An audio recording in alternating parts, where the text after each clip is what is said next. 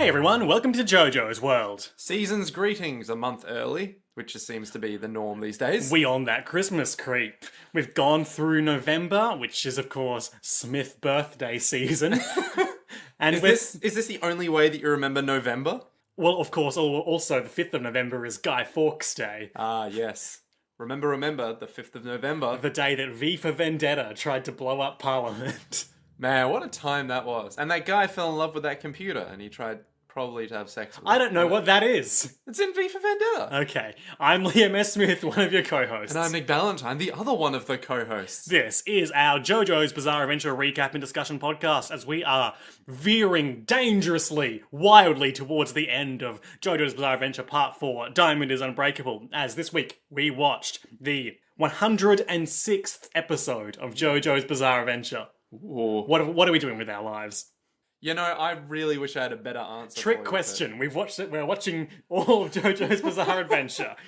And the 32nd episode of JoJo's Bizarre Adventure Part 4, Diamond is Unbreakable, covering, chapters 401 through 406, but also chapter 412 and half of 413 of the manga.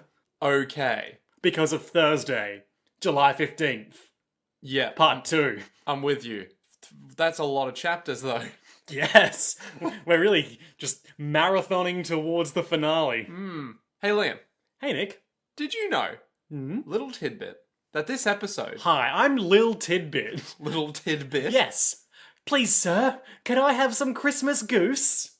This episode, Liam, before we get dangerously close to Christmas, was brought to you by the exclusive and potentially profitable Crystal version. Of course, Crystal version was the third in the second generation of Pokemon games, paired with Gold and Silver.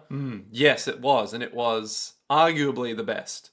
Arguably. Well, those third ones always have a nice little bit of bonus in them. That was the first one you could play as a girl. I think it gave you roller skates.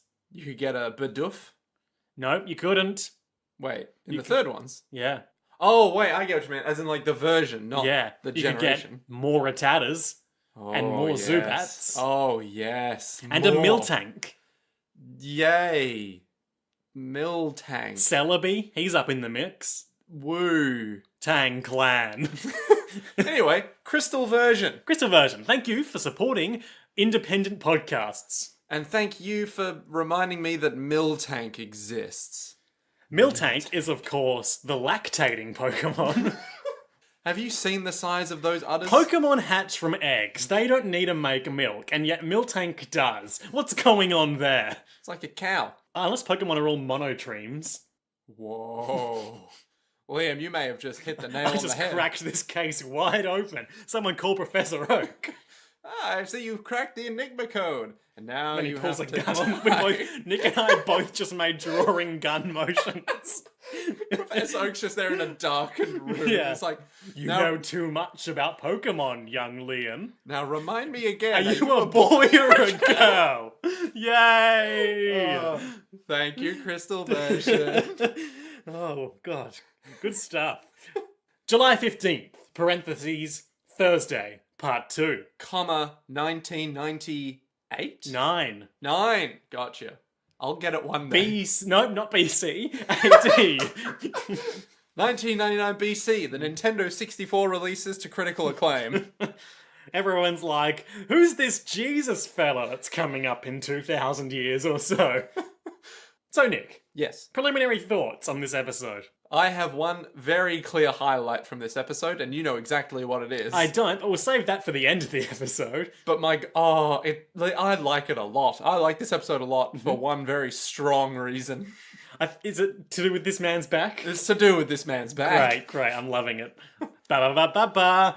Okay. How much coffee did you have before? Just one. How large? But I've got a natural performer's charisma. Ah, I see. I think that of the Thursday, July 15th, the 4 of them, spoiler alert. There's 4 July... Oh, God. I suppose I shouldn't have given that game away, but Fuck. Okay. this one might be the weirdest paced in that it's kind of just a middle point, like it's wrapping up the Superfly situation But everything else... I forgot Yeah. his stand name was Superfly. And obviously we're getting underway with the Enigma stuff, but that's still very early days. And, getting there. And it's just no one knows what's going on with the third thing yet. There's just this guy with a back. Or does he? No one's seen it. Is Mikitaka an alien? Unclear. We'll crack the case yet. We'll just have to cut him open and see what makes him tick. There's a thought. Maybe he's not an alien. Maybe he's a robot. Ooh. Someone tweeted at me. It's not a fan theory they espouse, but it's one they've heard and they wanted to share it. And I didn't read it because I was like, oh, that's just too much, man. But I appreciated them sharing it. The idea that Mikitaka, being a creature from... The night. I guess the vast, endless night that is the void of space. Okay, yeah. And who has the ability to shapeshift into seemingly anything, is either spawn of or a returned Cars, who Okay. you may recall was launched into space and became an unthinking, unfeeling rock because of Yeah. endless isolation. Yes. Okay. And that's the crux of it, really.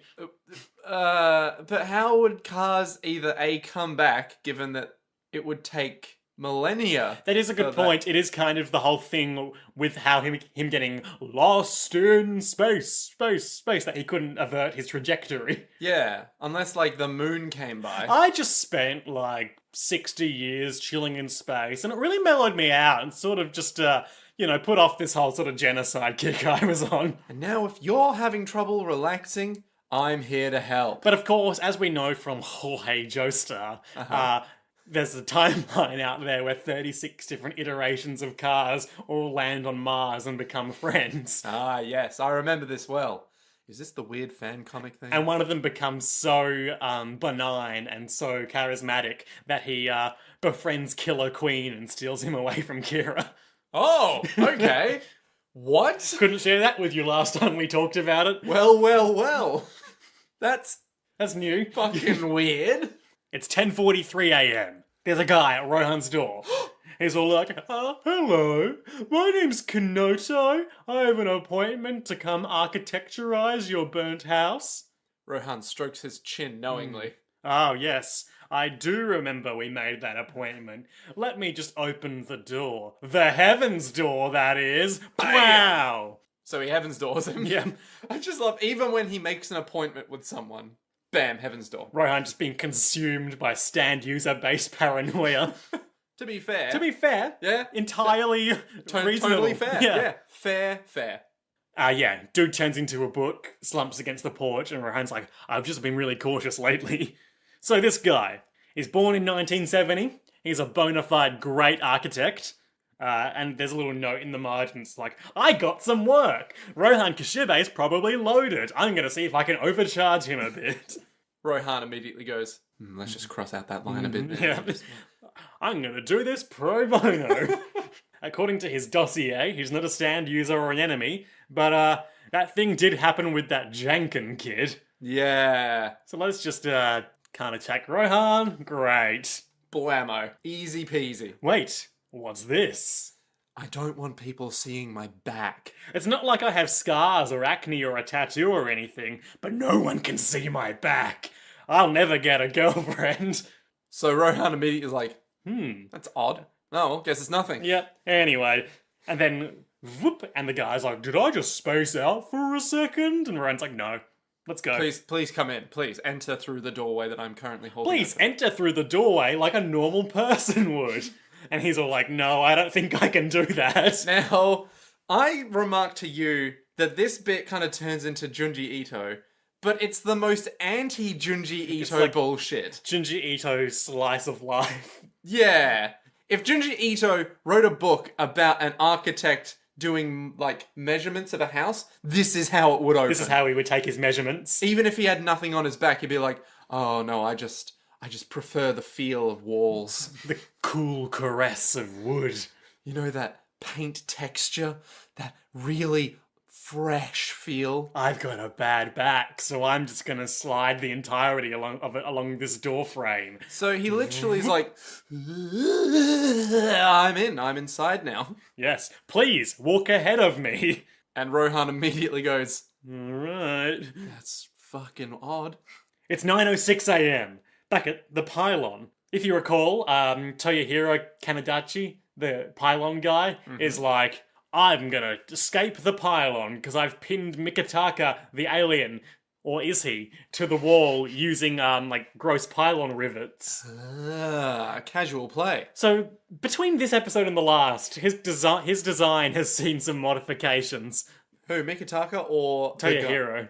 Yeah. In that he's now clearly wearing a mask because he's got like a big elastic roll around his neck, and also the whites of his eyes have gone black and his irises have gone bright blue. Not sure why that's happened. I mean, it's all about the coming months, you know? Though to be fair, his eyes were permanently in shadow last time. Yeah, did you even see his face? God!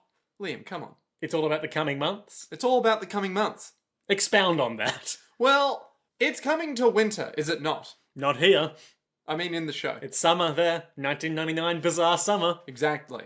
It's coming to winter. Winter's coming. And I'm Jotaro. And when it comes to winter, one should shed off the mask and allow your skin to breathe without the unnecessary dead skin around it. Gross. So the mask acts like a sweat barrier in that it just pushes sweat back in. And of course, when you're wearing a mask in summertime, you might say that it's smoking. Now, this is a reference I can get on board with. Reference? Oh, do you just own an ancient green mask that turns you into It's a not wisecracking- green when you don't put it on, Nick. It's made of wood. It's the mask It's of Loki. slightly green. It's like It's got a greenish. tinge. It has a tinge of green. It's an old, ripened mask. Well, anyway, I'm just sitting around here wearing my bright yellow zoot suit. It's just everyone who ever sees the actual setup will finally realize what you've been wearing every episode yeah. for the last 106. This is my times. podcasting garb. Shagadelic. I'm not just going to be a commoner wearing some kind of shirt. At least not until I'm around my wife. Anyway. God, we should just watch that film No. just for this podcast. No. So it's 9:06 a.m. Toyohiro's all like, I'm going to escape. I gave you a fake name and I'm wearing a mask. I've been planning this getaway for 1,000 years. Bye. And Mikitaka's like, it's okay. I'm okay with this. Pinned to the wall. I'll just live in this pylon. If I imagine it's a spaceship, it's actually quite roomy. I'm an alien. To which Josuke responds with, nah, fuck off. Josuke does something super cool. You might remember last episode, in the act of pinning Mikitaka to this pylon as part of a sick combo maneuver, Toyohiro cut the wire that he was hanging from. Yes. Josuke has grabbed that wire, used his crazy diamond powers to fix it, and rides it up to the rest of it. And he's like, I'm on the pylon now. Everything goes orange on Josuke, the sky goes green, and we're working with that colour palette for a while now. It's pretty cool. I mean, yeah, it's good shit. So he's all like, okay, I'm going to pummel this guy, then I'm going to come save you, Mikitaka. And Mikitaka's like, I'm in enormous amounts of pain right now. Guys, you have no idea what crucifixion is like, but I have at least one hand's worth of an understanding right now. I got stigmata. Josuke tries to punch him up a bit, but he's too fast on the pylon, because he can move freely on account of how familiar with it he is. Sure, I'm willing to suspend my disbelief in this fashion. He keeps jumping out of Crazy Diamond's range. Josuke can't move so quickly. Oh no! And then he gets out his razor hands and he cuts up the thing a bit, and it, you know, the thing that he does. Shoots energy blasts out of the pylon at Josuke, and Crazy Diamond blocks it. And there's this whole thing where he's all, but I know the pylon, and I know, like a man who plays billiards too much, I know all the angles. Simple geometry. So it turns out that the energy blasts that came from the cuts on the pylon Which Josuke deflects, have been bouncing around inside the pylon. thereby creating more energy blasts. Oh no! They hit him He gets from hit up a behind. bit. First, It's fine. he's blocking, and then one hits his hand from behind, and he's like, oh, I'm slightly reduced my capabilities. Oh, I'm getting a heap of glancing blows. Oh no! And then both his hands get donked up real bad, and he he's hanging from the pylon by one of those hands. It's basically like he's playing the old 4th edition of Warhammer 40k, where every time you want to do anything to a vehicle, there's a glancing hit. And you're all like, oh great! Just another glancing hit. Oh boy! Wonder if I'll ever be able to get a penetrating hit with my 6+. Oh no! It's just another glancing hit. Oh boy! Why did the tower get tanks, Liam? Why did the tower get tanks? Well, I suppose it comes down to an issue of game balance and ensuring that not only in a mechanical sense, but also in a merchandising sense, where you want a new array of expensive toys to sell to adults. I don't know, Nick. I don't know any of those words you just said. You need to understand my pain, Liam. How was my guess, though? Not close. Okay. I mean, the second half, bang on the money. And you should follow the money. Ooh, I should go work for Games Workshop. I should sell out my soul. Be all like, hey kids, do you want to buy 10 miniatures? Well, this comes in a pack of 8, so... For a mere $600. You too can own this 6-inch long, 3-inch tall tank. You can have this Skaven war brand. But what does that do? It's like a rat guy. Well, I mean, there's no rules for it yet, because Age of Sigmar is broken, that's, you know. I don't know. Although, apparently... I'm just saying words I've heard. Although, apparently, New Edition is quite good, Liam, so I probably wouldn't bag it too much. This has been Miniatures Talk with Nick and Liam. We'll be back next week to talk about actual wargaming with World War Flipping II the miniatures. tabletop. Ooh, we could do that. But we shouldn't. No, Moving on. It'd be a 3-minute podcast every week of us flipping a table and going, we don't know. We don't fucking care. Just... So, like, there are these space marines, and they're big guys, and they're, like, super soldiers, but they fight the demons, but sometimes they are the demons. No, the Space Marines aren't the Chaos Space Marines are the demons, Liam. But they're space marines. Oh my god, no. I don't care. Let's move on. So there's this guy... No. No. There's this guy with a mask. Yep. Smoking. Oh, yeah, the gross thing happens. The gross thing? Where he's like, Josuke, I'm gonna kill you now. Lets long trail of spit drop out of his mouth. And Josuke's like, ew, ew, ew. So Josuke's hanging from the pylon with like a hand. Classic cliffhanger situation. It's like the start of Ace Ventura when nature calls.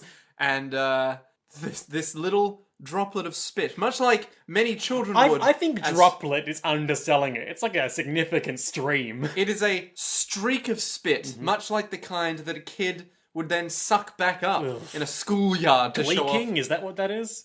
There's a word for it? There's a word for everything, Nikki. Anyway, so it like comes down, but he doesn't suck it back up to show his proficiency at controlling his own spit. Well, of course not. That spit is how he hydrates his plants.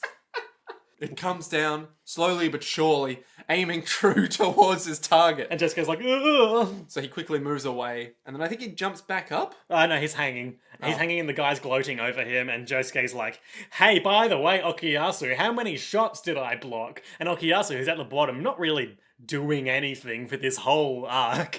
He's like, I'd say it was probably like 4, buddy. Maybe 4? Yeah. I'd say 4. 4, that's a good number. And Josuke's like... We're not doing Okuyasu's voice justice here. Okay, let me just go smoke a pack of cigarettes. Hey, I'd say it was 4, Josuke.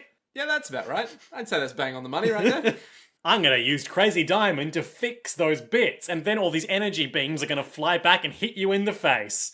Wham, bam, thank you, ma'am. Case closed. So these energy beams hit him in the face, and he's all like, oh no, undone by my own ploy. How ironic. He could detect any angles except the ones that he made coming back at him in reverse. Mikitaka is all like, well, it looks like I'm not trapped in this pylon for all eternity then.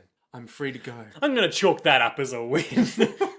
Cut to the denouement of this arc, where they're back at the bottom of the pylon, and he's got his mask off now, I think. I don't think so. Okay. I think he's got his hat off, so you can see, like, orange bits of hair. He was wearing a hat? Yeah, he was wearing, like, a beret thing, remember? Oh, yeah. Yeah, and now he's not, and he's got, like, orange hair, and he's all like, I'll never leave the pylon again! It's very sparse hair. He looks like a fish. You know, he looks like a rattier version of the guy who is even now messing around in Rohan's house. He does! He looks like one of those characters from that wrestling anime that I keep referencing. Ultimate Muscle. Is that what it's called? That's a wrestling anime. I'm gonna look this up. No. Oh, I'm doing it. That's them. Cool. Has that GameCube game that I really liked. So he's all like, I don't even want to leave the pylon. Ghost Dad came by and said that if I trapped a stand user in here, he'd take care of me. Don't know how, because he lives in a photograph. Can we, from here on out, just for the alliteration, call him Phantom Father? Yes. Excellent. So Phantom Father came by. Smash Evil. Smash Evil. You remember the Billy Crystal, the Phantom movie from the 90s? No, Billy Crystal made a Phantom movie? Pretty sure it's Billy. It was one of the Billies. No, Billy Zane. Oh, yeah. Yeah. No, I remember Billy that now. Zane. And the tagline was Smash Evil. Strange. Okay. Alright, sure. That classic Phantom catchphrase. Smash Evil. That's the movie where the guy, the evil guy, I haven't seen this. This is the only thing from the movie I remember, so I don't know any of the context for this. But there's a bad guy who tricks a scientist into looking into a stethoscope, not a stethoscope, a microscope, and he's like, "Oh, try turning the lever and adjusting the focus." And then when he does that, knives come out of the two stethoscope lenses and stab him in the eyes. And the guy's like, "You won't be needing these anymore," and crushes his spectacles in his hand. Oh my god, we should watch that. Maybe. Is that like that Mission Impossible bit where it's like the dude's on a plane listening to some voice and then he's all like, "Yes, this is a secret message encoded specifically for you. Too bad it's not the real one," and then stabs him in the ears with knives or something? I suppose so. It's like, what? New Mario landmark. The man who lives on a pylon. He's completely self-sufficient, but if you bring him salt or a snack, he'll let you take a photo with him. He's shy, so he wears a mask and doesn't want to share his real name.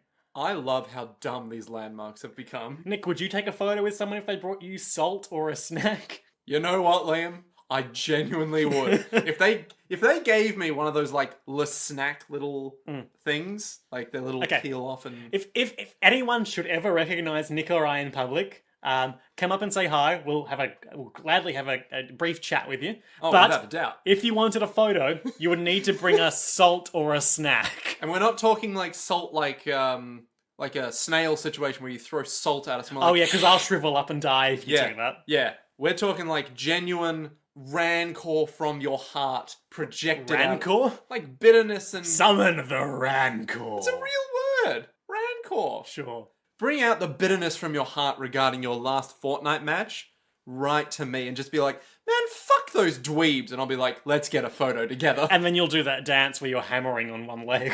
Oh, God. What has our society become where Fortnite dancing is like the norm? So the ghost guy, which I'll also accept for alliteration. Okay, sure. The Phantom Father. Oh, here we go.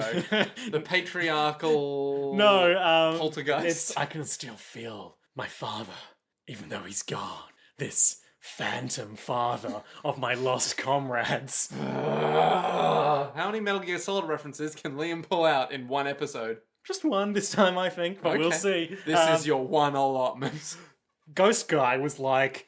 He talked about a guy named Koichi. Does anyone know him? And they're all like, "We know Koichi. He's great. We know him exceptionally well." What happened to Koichi? Well, I didn't really ask because I didn't give a shit, but I heard him say that Koichi's been eliminated because Phantom Father has found his son. So now he's not just going on the defensive, he's going on the attackive on this day of Thursday, July 15th. Attackive is now my new favourite word. And we see silhouettes of people that we come to recognise as the Enigma Boy, as he's known, and also the Architect. Ooh, the Architect? Wait, did we recognise him as the Architect guy? I mean, I recognise that silhouette, you may not have. It had those tufts of hair, that bad posture. Yeah, true, he was wearing that coat. Yeah. That's fair. Koichi's been eliminated! It's 10:58 a.m. Man, we are just skipping to and from. At Rohan's house, the Architect, whose name is, of course, Kenoto, You didn't have to check at all.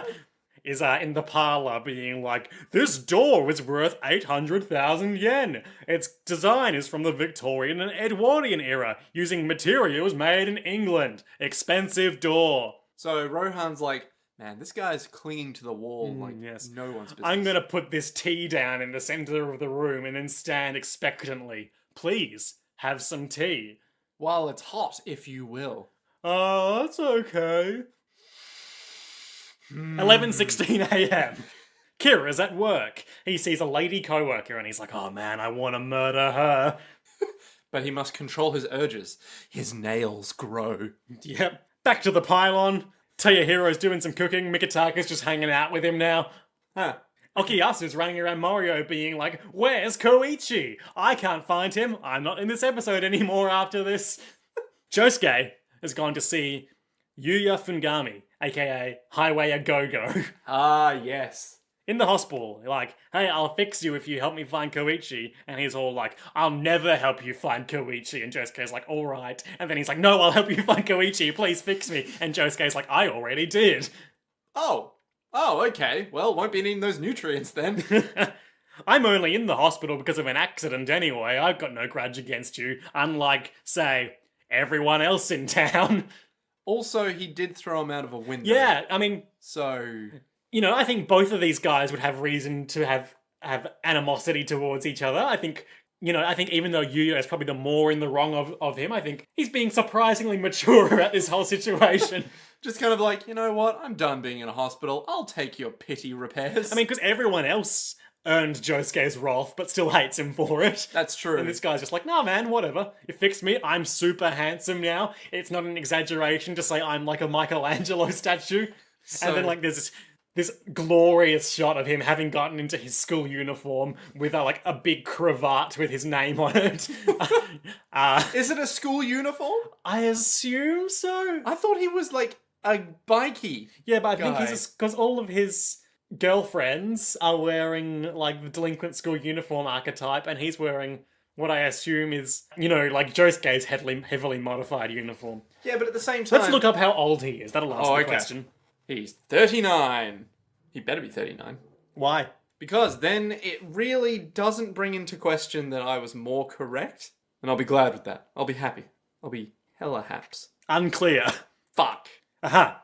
Jojo Wiki. Like Josuke, Okuyasu, and Mikitaka, Yuya wears a dark, modified school uniform. Fuck. He wears a long, bouffant, light bow tie with the words Highway and Speed King. Oh, yes, he does. Which I believe he also has tattooed on his body, if you recall. No, wasn't that just He's got H*S, but he's also got Speed King on there somewhere. Ah, okay. Dude likes... women. I was going to say speed. Oh, well, I mean, we all like Speed, Liam. MDMA. I was going to say it's a great film, but, that too. Yeah, he's got a picture of Keanu Reeves as seen in Speed tattooed on his back. And then underneath it, it just has Highway Star. And then underneath that it says Speed Wagon. Underneath that, it just... It says like, no, I'm just spitballing ideas. Don't tattoo them all on me now. Oh, man. Oh. How good's your sense of smell? Oh, my sense of smell is super good. My girlfriends are coming down the hallway right now, and their asses stink, because they've been playing pachinko. Classy. They come in and they're like, Yuya, you're up and about. We love you. Hey, there's Josuke. Let's all pull knives on him. It's all like, don't worry. Did you see that? Like the one. Yeah, one had the sword. Yeah, the wooden bokken, and the other two just had like long knives. Well, I think they're swords as well, but they're like the little swords that you put on like. Yeah, it looks like a Japanese blade design. Yeah, exactly. Which makes sense since they're in Japan. Oh, it's the type that you see in the Yakuza games when someone's going to cut off their pinky. Ah, it's an honourable blade. Sure. I assume. All swords are honourable swords when wielded with true purpose and a pure heart. A tale of souls and swords. Just kidding! Oh, okay. Well, that's really brought me down. I hate it so much. I don't understand. It's like you beat down another human being and then, just kidding! You're like, why would you do that?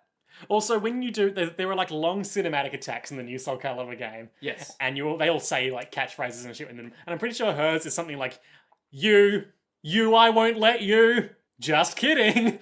Doesn't make any fucking sense. No. I mean, it's a pretty good game, but at the same time... Oh. I need more souls. Anyway, I much prefer Voldo's catchphrase. I'm a big bondage guy.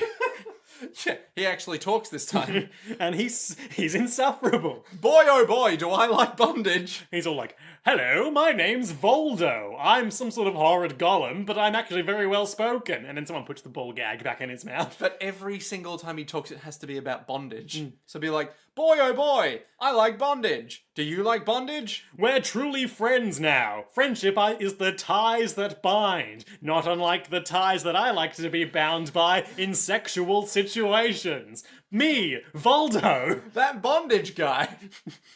Well, I guess we have the name of this episode now. No guys, Josuke's cool now. And they're all like, fine, yeah. More importantly, you've been playing pachinko. That's why your butts stink. And you've got chocolate. And then she's like, yes, I won chocolate at pachinko. Here's a Kit Kat. But it's spelled with 2 C's. Yeah, C-I-T-C-A-T. And the brand that you see on it is chocolate. Chocolate Kit Kat. I could really... Is chocolate spelled with a K? Don't think so. Ooh. Because that's not how that particular set of letters works. I mean, it's in an anime. Letters don't work like they normally do, man. McRonald's. Exactly. My sense of smell is super good. Let's go sniff Koichi's bag. So, they leave the hospital. 12:15 p.m. My god, a time skip in this episode. This is the latest one yet. They're going upstairs at Rohan's house. Uh-huh. Rohan has walked upstairs. Yeah, I don't see anything weird. Kanoto, Mr. Kanoto, is climbing up the stairs like a Japanese little girl ghost on her back. Rohan is just like... Crab walking, I suppose. Yeah. Now, I know I said this was some anti-Junji Ito shit. Rohan's... I'm anti-Junji Ito. It's just wholesome tales non-stop to the point where you're like, this is horrifying. This is too happy. He's like, yeah, I love you. Stop it. Continue. Stop it. Yeah, it's like the most anti-Junji Ito shit. It was like, don't worry, everything's fine. I'm just coming up like a normal human. Rohan then immediately goes, I need to know what's going on with Why his is he back. hiding his back? I must know. He's like, Rohan is like a cat. He has no interest in this guy's back as a general concept, but because he's not allowed to see it, he must. He's like, okay, something is fucking up here. Time for me to hatch a cunning scheme. Ho ho ho ho. Oh, my back is so itchy. Could you help me scratch it, please? And Kanoto's like, okay. Walks forward, and that's all we see of them this episode. Oh, I want to see if he scratches his back. We do get an ominous shot of him like walking forward, and there's the floorboards, then there's like a green carpet, some sort of cunning scheme. And his foot goes rather deep into that carpet, but you know, that's up to David Productions, not me. 12:38 p.m. 2 minutes from Koichi's house, street side in Morio. But where's Koichi? Unclear. Oh no. Yuya takes a big old sniff of that bag and is like, so Josuke, our deal doesn't mean I have to fight, right? I just gotta find the guy, then you'll do the rest. Why are you asking me? Wait, no, that was not his voice. Why are you asking me? No, that's not his voice. Why asking me? Yeah, that's his voice. Yep, he's the old man from Courage the Cowardly Dog. Yeah. 'Cause he's right over there. Camera looks at Josuke, then like pans slightly to the right, and we see over Josuke's shoulder the most stand user looking motherfucker ever. It's like, wow, where would the enemy stand user be? Could it be this guy just posing like a motherfucker in the middle of the streets? The guy who has white hair for days? The guy who is ominously backlit in the middle of the day? The guy whose coat screams, oh no, it's summer, but aesthetic. Surely he's not an enemy stand user. No, surely fashion dictates that white and pink on black is the new contrast of summer. Maybe he's right. Maybe he's born with it. No, he's a fucking stand user. That's how this works. That guy has something of Koichi's on him. And the guy turns and walks away, and Josuke's like, oh, I'm gonna catch you. I'm gonna fuck you up, boy. Goes and grabs him by his shoulder and starts to turn him around, but it's not the guy anymore. It's unconscious Tomoko, Josuke's What? mum. That's not how that works. But how? And meanwhile, Yuya's watching this whole thing being like, how did that happen? What? I heard Jotaro can stop time for 2 seconds, but this is on a whole nother level from that. I don't know how I heard that. Point of order. How did he hear it? Evil stand user message boards? I... Huh? So, okay. Yuya Yes. became a stand user, like, what, a week ago? Yes. And has been in hospital since then. Yes. And yet he's heard that Jotaro can stop time. Maybe you heard it from Phantom Father. Or, could be. I don't know if he's ever interacted with him, though. True. Maybe Koichi brought him, like, a basket of fruit and gave him some exposition. You know, we've got this really great friend named Jojo. Don't care, kid. But he can stop time for 2 seconds. I'm listening now, child. Yeah, so there's a whole thing with it, like, where is he? You were touching him, why don't you know where he is? Well, you got that great sense of smell, why don't you? And then, like, just wide shot as this guy starts to ominously monologue, being like, ooh, Yuya Fungami's here. We're gonna need a scarier name. Not scary name, scarier voice. Okay, Come on, bring out your acting chops. Darkness falls across the land. The midnight hour is near at hand. Yuya Fungami is here, and I didn't expect that. Dark greetings, Mothman. Oh, I love the Mothman. When I was over in Melbourne, sidebar, when I was over in Melbourne, I went to... I don't know if we do sidebars on this podcast, Nick. Side conversation. When I was in Melbourne, I went to a store called Minotaur, which is like this big-ass nerd shop. I found an entire section of Star Wars novels. Did they have the glove of Darth Vader? Alas, they did not. No. But you know what they did have? Darksaber. Oh yeah, I've read that. That's bad. Yeah, I was this close to buying it for you. In which a Hutt builds a shitty rip-off Death Star. Yes. By farming the labour out to the lowest bidder. Correct. And it's also just the big gun floating in space. Yeah, it's like a big-ass lightsaber-shaped gun. I believe that's also the book where Crix Nadine dies, and I believe it's also the one where he shoots a guy and says, I'm so tired of all these Star Wars. Now, I was this close to buying it for you, because I thought, you know what'd be really funny? Is if I came back from PAX and showed Liam Darksaber and went, here, have some high-quality literature. I've already read it, Nick. Yeah, but then you'd own a copy of history, Liam, of legends. Anyway, Josuke's gonna get scared cause his mum's here. And my Enigma observes when people are scared. It did that to Koichi and to his mum. It's 7:37 a.m. Tomoko's like, I'm gonna eat Josuke's sweets. Fuck that kid. Walking around her darkened kitchen and she's like, huh, more tea. And also, a frilly pink cloth. What's going on there? Examine, inconclusive. What do you mean inconclusive? So she opens up the cloth and I'll let you take this. Oh, okay. And on it says, these are your panties. And she's like, whoa, and we see just legs unfolding behind her. Okay, now hang on. That is an understatement and a half. We see legs arcing, Yeah. going up and over to become something of a small circle unfurling from these legs. Everyone feels fear. It's no use trying to hide your feelings or the expressions. You see, in poker, people have what's called a tell. So Tomoko immediately turns around and goes, what the actual fuck? I'm super scared right now because this weird guy's in my house monologuing about fear, like Scarecrow. Like some kind of man in a house. To her credit, she grabs a knife. Well, I mean, who wouldn't? Yeah. Wouldn't it be great if she just stabbed him to death? Like, no, I'm Tomoko, man. Remember when I slammed that guy's head against the car? Yeah, true. That would be hilarious. It's like, get the fuck out of my house. I don't feel fear. I'm a single mother in a busy capitalist society. I don't have time for fear. Only time for stabbing. And he's all like, oh no, I underestimated this hardcore mum.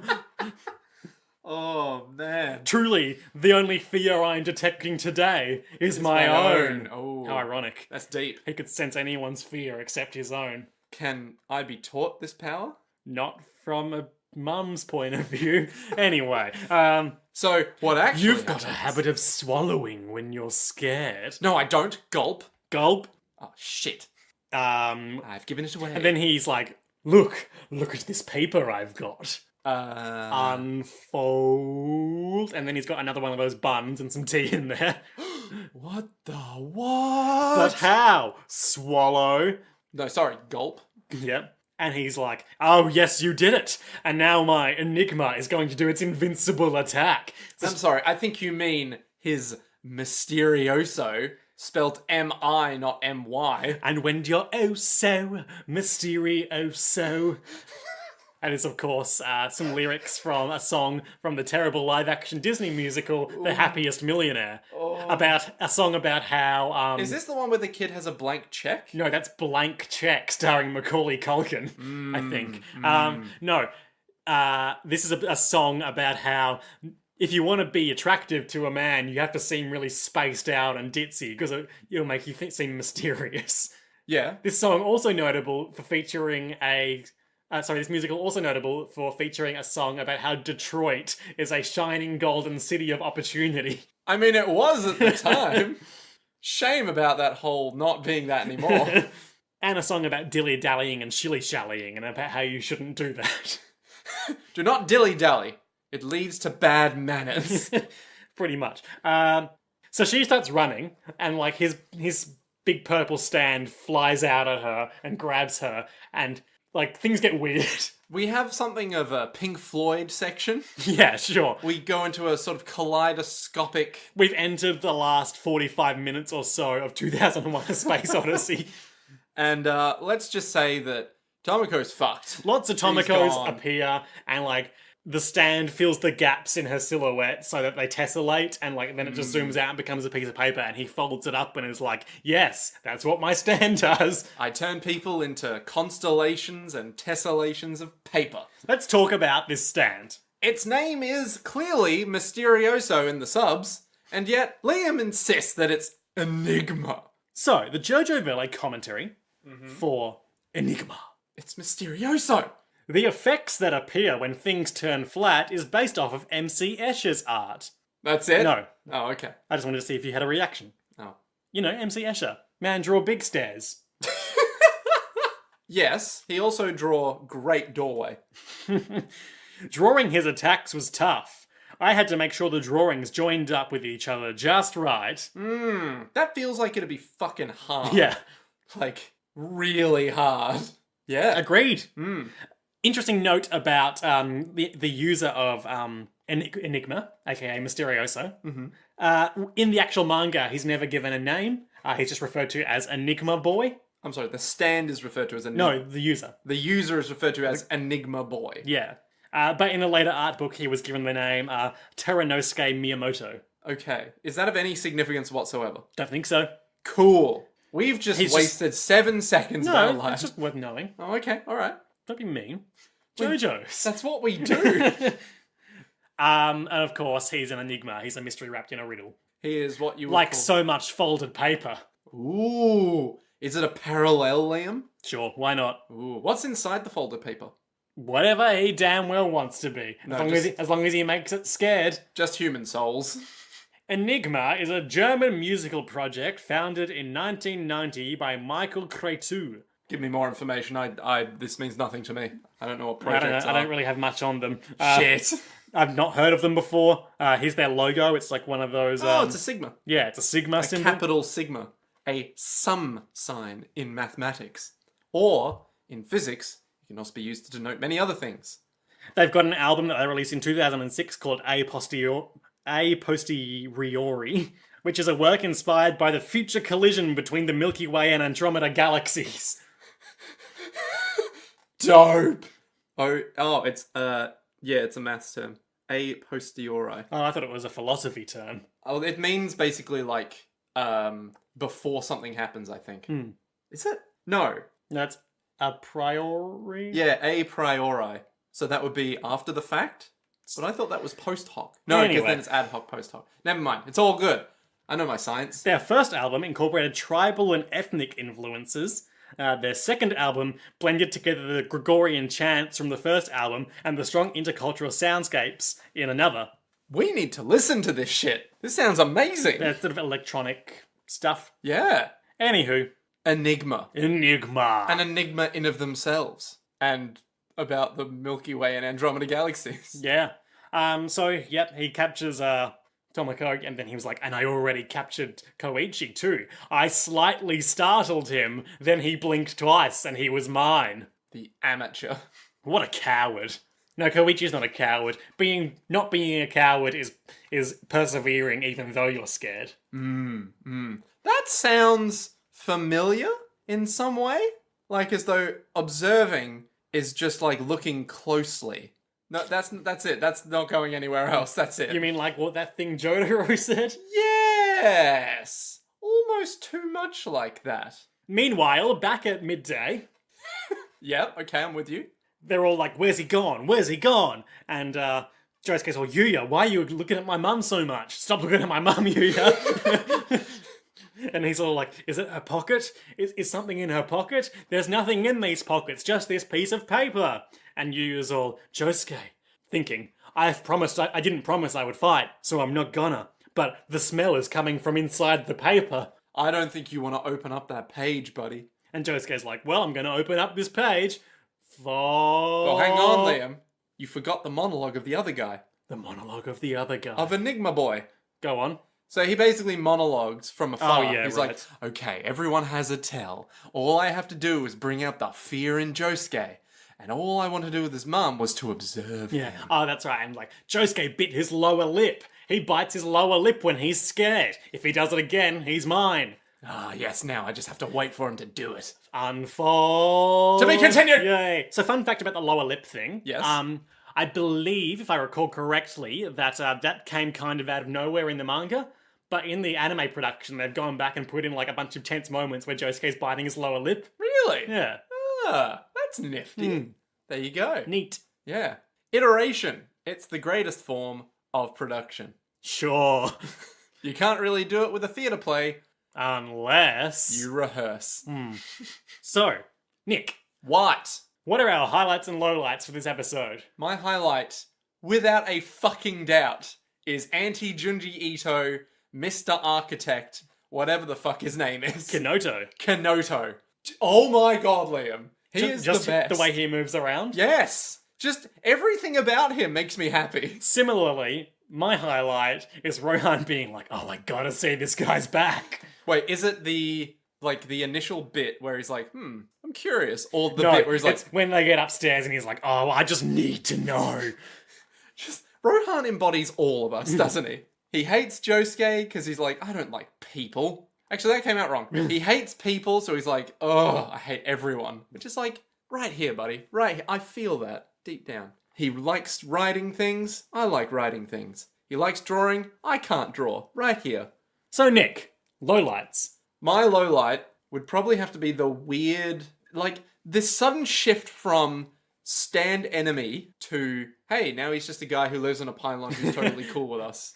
That's what happens in part 4. You break someone's bones and they become your friend. But it's so weird that it's like, I bet you didn't even see my face. See? I was wearing a mask. And you're like, what is going on anymore? Like, what? Yeah, it kind of takes a weird turn. Like, that entire thing is like, oh yeah, there's just some Deus Ex stuff that's going on here. Yeah, he didn't ask for this. Yeah.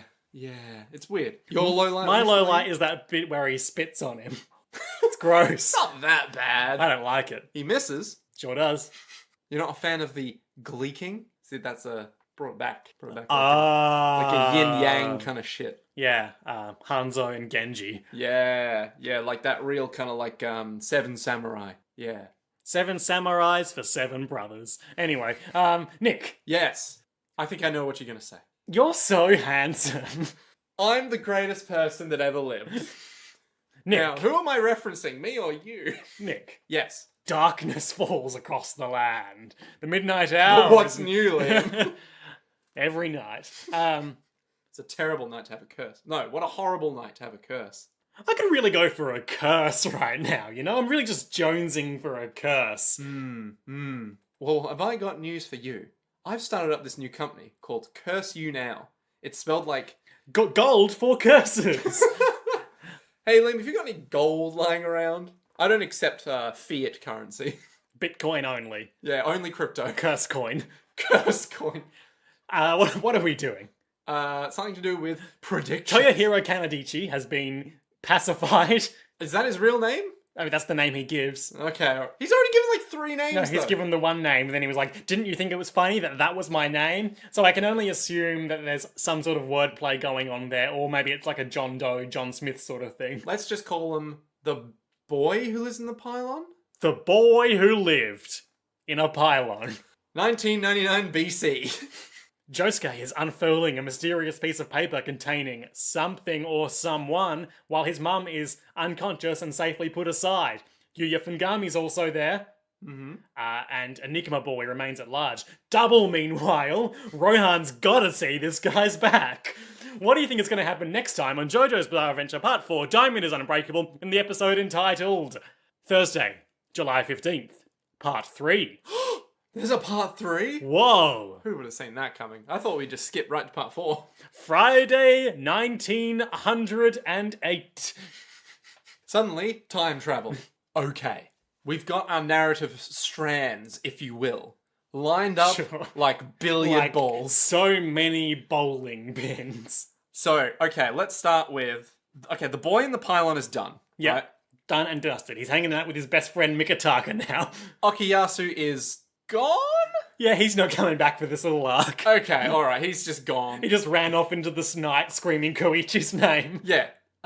So now... Bumps into Yukako. She, beats the crap out of him for neglecting Koichi's safety in that regard. So now we have 3 strands left. No, 3. Whoa, secret third strand. That's right. We have the search for Koichi with Josuke and Wolfman, because he has a really good sense of smell. Yep. As What's-His-Face looks on. Enigma Boy. We have... Go ahead and play your next card, Enigma Boy. Okay, so I reckon what's going to happen is... Enigma Boy will be all like, I just need to wait for Josuke to get scared, and then I'll be able to scare him the final time. I'm gonna show him a spooky movie. Oh no. Spooky, scary skeletons. I'll bet they just wanted friends, but it's a shame. In a dark, dark town, in a dark, dark house, in a dark, dark corridor, in a dark, dark room. I can't remember how it goes. Neither can I. So anyway... he'll try and be all like, he just needs to bite his lower lip. He just needs to bite his lower lip. And then he will, but it'll be wrong. He'll bite his upper lip. Exactly. No, I think it'll just be a matter of, wait, but you always bite your lower lip when you're scared. And he'll be like, no. I've never been scared. I bite my lower lip because it's just a tick that I have. I mean... Yep, that's basically... It's like whenever I'm trying to think ahead, I bite my lower lip to release endorphins into my brain. The pain makes me feel alive. I reckon it's going to be something like that, where it's like, oh no, I misread him. I misjudged him. It's like, yes, when I'm scared, I actually scratch my left ear. Like right now... Oh, fuck. Hey, Nick. Yeah? What's in the paper? I think it's going to be Koichi looking terrified as Reverb Act 3 is like doing Echoes. Echoes Act 3 is doing you know when you... Nick's slapping his bicep and As raising my arm up. As like Dave Lister would do. Sure. And being like, fuck you kind of thing. Because that's what, Echoes Act 3 would do. Yeah. Either that would be like, I'm a bad boy. Ah. Yeah, I know. So, he's going to misjudge him. Easy peasy. Arc done. Then he'll be all like, where's the Kira? And he'll be like, I don't know. I only know where his dad is. Meanwhile, what's going on with that back? That guy with his Junji Ito style back fetish. So... Opposite fetish. No, he likes feeling things on his back. Yeah. No, he doesn't want anyone to see his back. Because it's covered in fetish. No, so the... Oh. Okay, here's what I think's gonna happen. Rohan will either get really fed up and heavens door him. Well, keep in mind, Rohan's currently hatching a cunning scheme to get him to scratch his back. Oh yeah, true. So he'll be all like, oh, okay, maybe it'll be really dumb. Is it going to be like I scratch your back, you scratch mine? Yes, it'll be exactly like that, maybe. Or he'll just do it by force because he's Rohan. He'll be like, you've fallen for my cunning trap. I'm a manga artist. Rip off his coat. Of course. Reveal his huge Yakuza back tattoo. No, it will be some dude, just some guy on his back, just there. Like a monkey on my back. Yeah, like a Voldemort-style guy. A Voldo-mort. Ooh, yes.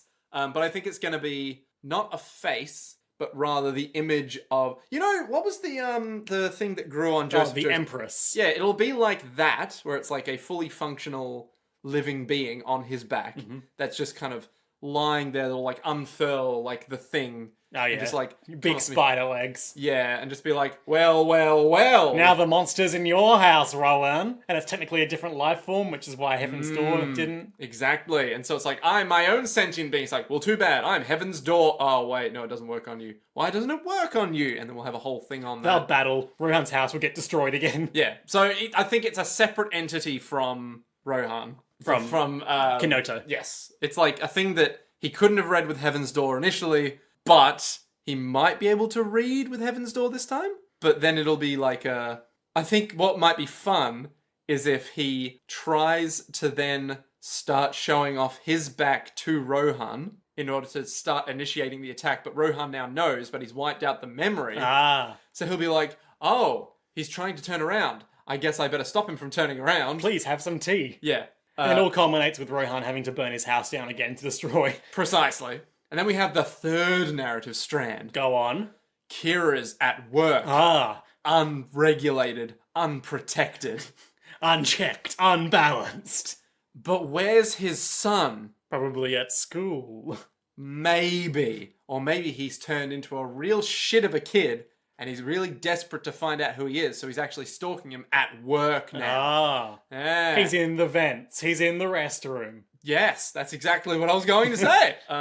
Yeah, so he might be spying on him, or Kira will just like have a mental breakdown at some point and be like, what is wrong with me? I gotta murder someone. Can't I just have a quiet life without these impulses taking over? Oh, he's gonna go get therapy. Oh, I mean, if therapy is going to try and murder someone, sure, then there's that, but... A little bit of retail therapy. A little bit of this in my hometown. A little bit of killing women, taking hands. A little bit of therapy of murder. A little bit of Monica got her hand. A little bit of Rachel got her hand. A little bit of Phoebe got her hand. Now all the friends are out of hands. Yeah, so... Kira, number 5. So that'll be Kira's little arc that'll happen. Or Dad'll show up. Phantom Father will show up at the windowsill, be all like, my son, it's been too long. And he'll be all like, Father? Father? Father! And why are you a photograph? yeah. And it'll just be like super weird. This is Jojo's. He'll just take it in stride. Yeah, true. It's like, my dad's here. He's a photograph. Yeah, whatever. And he'll be like, you must watch out. I've initiated stand users to go after the Josuke and Jotaro crew. But alas, it has been in vain. And then Kira will be all like, well then... Well, I'm just going to keep doing nothing like I have been. Yeah, it's like, well then, I guess I'll become even more recluse and go into even more hiding or something. Yeah. I don't know. The end. Yeah, something like that'll happen. But most definitely his urges will show up again. Yeah, we'll get shots of his fingernails growing. That seems pretty comprehensive to me. Let's wrap it up. Yeah.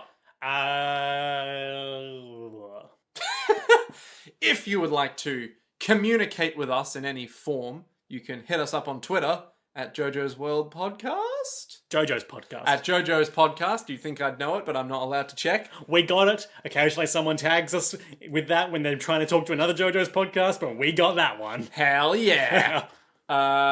If you would like to support us financially, you can do so by considering to support us on patreon.com/Jojo's World. And we're going to do a rejig of the Patreon stuff soon, I promise. I promise. Probably over the Christmas break at this stage. Yeah? It is mid-November. Yeah. I am doing a guest spot immediately after we finish this record on another podcast, We Read the Book. That should probably come out in the next couple of weeks. We're going to be talking about Spider-Man. Ooh. Specifically, a selection of Spider-Man comics and the Tobey Maguire Spider-Man film. Of course, Tobey Maguire most notable for looking like me. Shit, you know what? Actually, a little. I get that pretty regularly, and then when I was watching the movie for this podcast appearance, my housemate's girlfriend came into the house and was like, well, he looks like you. Oh, wow. So that'll be fun. Just by coincidence, Stan Lee died this week. So I'm choosing to think of this as the JoJo's World curse striking again. Yeah. How do we keep doing this? Boy, I wonder if we could kill anyone we wanted just by mentioning them on the show the week before. Yeah. Nick. Shit. Yes, so keep an eye out for that. I'll probably retweet it on the JoJo's World account when it comes out if you want to give it a listen. Yeah. And until next time. To be continued.